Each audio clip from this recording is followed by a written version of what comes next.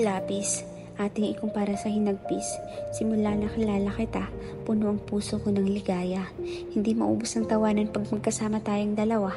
Excited akong araw-araw nagsusulat ng ating kwento, na para bang wala ng ibang tao. Nililista ang ating mga plano, lilibutin ng Pilipinas, lilibutin ng mundo. Magpapakasapasa na tayo. Kaso maagang nagtapos ang ating kwento, hindi tayo umabot sa dulo.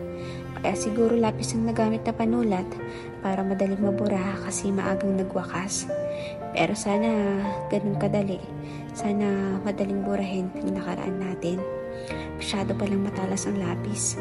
Ang lalim. Masyadong madiin kaya naging lagim.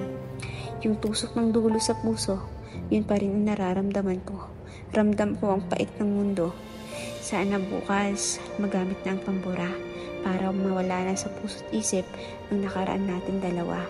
Sana bukas malinis na para kaya nang magsulat ng iba.